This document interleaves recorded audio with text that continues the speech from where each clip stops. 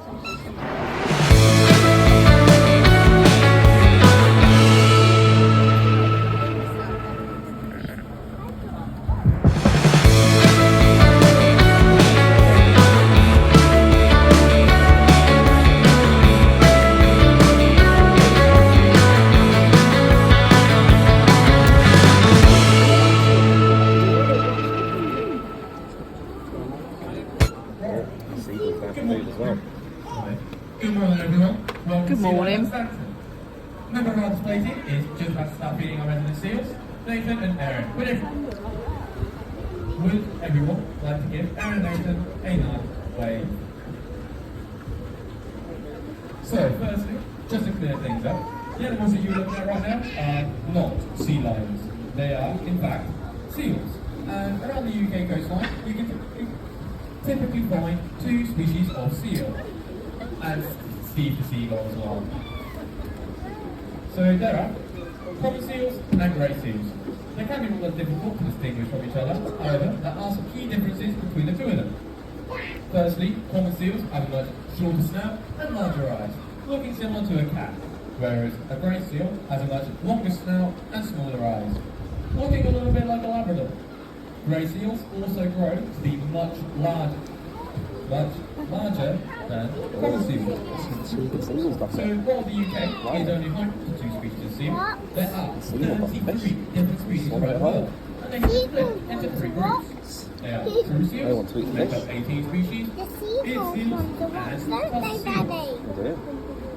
True seals are the common seals that we have here in the sanctuary. You might be able to spot that they have a hole either side of their head, just behind their eyes. This is where their ears are. Now, beard seals look a little bit different. They have external ears that stick out. In this group you can find the fur seal and the familiar sea lion. This group is also much more mobile. I am so sorry. My mic is playing up. So, fur seals and sea lions are much more mobile on land as they have flippers sticking into feet to walk around. And then finally, there is the walrus, which is a rock seal. So here in our seal pool, we have our resident seals, which is currently That one who keeps opening his mouth, look. Female common seals, who cannot be released back into the wild for a variety of reasons. Firstly, we have Sally. Now, Sally is definitely out of a matriarch. She is our eldest seal and has settled very nicely into her life of luxury. She is older than the majority of our staff who work here. She's actually born in 1988. That makes us 37 years old.